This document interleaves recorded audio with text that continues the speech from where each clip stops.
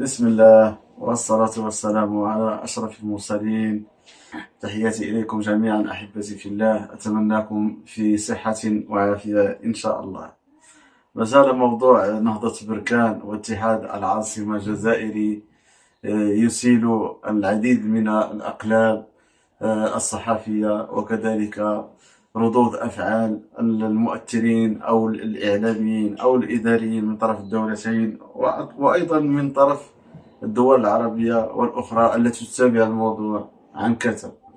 ففي آخر الأخبار أكد أحد إداري نادي النهضة البركانية أن نهضة بركان حاولت بشتى الطرق أنها تكون في المباراة، لكن الأمور سارت عكس ما كان متوقع، حيث أكد محمد القاسمي إحدى إداري نادي نهضة بركان أن الموضوع طبق قانونيا من طرف النهضة البركانية ولم يخرج عن إطاره القانوني، سواء في مسألة إقامة المباراة بالتيشيرت المعروف أو بالقميص المعروف لنادي نهضة بركان، وكذلك بالنسبة للمستشهرين وأي خريطة المغرب وكل حاجة التي كانت على القميص، فهم يعني حاولوا أن يطبقوا القانون لا يخرج عن القانون.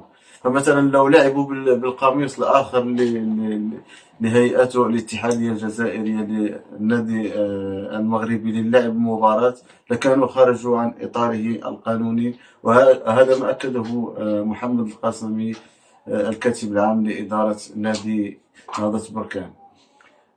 تقريبا الموضوع تقريبا حسم إداريا في الملعب هناك في 5 جويلية، حيث أن الأمور الآن في اللوائح القانونية لتسليط العقوبات على النادي الجزائري، أو لنرى إذا ما سيحدث، لأننا نعرف القرارات الكاف وقرارات التي يأخذونها دائما ما تكون فيها اعوجاج شيئا ما عن القانون. فخلينا ننتظروا ماذا ستطرح هذه اللجنة من عقوبات على الفريق الجزائري أو على الاتحادية الجزائرية ككل، لأن الأمور أصبح سياسيا وخرج عن إطاره الرياضي. في نفس الموضوع كذلك اليوم عندنا مباراة في الكان لكرة اليد. اليوم المقامة المباراة بين المنتخب الجزائري والمنتخب المغربي، والأخبار التي تتداول حاليا هي أن قميص المنتخب المغربي المشارك في كأس إفريقيا لكرة اليد كذلك يحمل شعار الخريطة المغربية كاملة وغير مجزأة، كما يهوى الهوكيون أو صاحب الأطروحات الانفصالية في الجزائر. فالموضوع صراحة أظنه سيكبر اليوم في كرة اليد كذلك، لأن الموضوع قلنا فيه خريطة المغرب كاملة على قميص المنتخب المغربي لكرة اليد. سنرى ماذا ستقوم به الآن إدارة المنتخب الجزائري، وكذلك هل سينسحبون من المقابلة أم سيكملون الكان، بالرغم من أن قميص المنتخب المغربي فيه خريطة المغرب كاملة.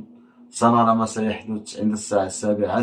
هل ستنسحب الجزائر أم ستنبطح وتواجه المنتخب المغربي؟ وقميص المغرب فيه خريطة المغرب بصحرائه، أنا أؤكد بصحرائه إن شاء الله. وسنرى ماذا سيفعل، والسلام عليكم وشكرا على متابعتكم.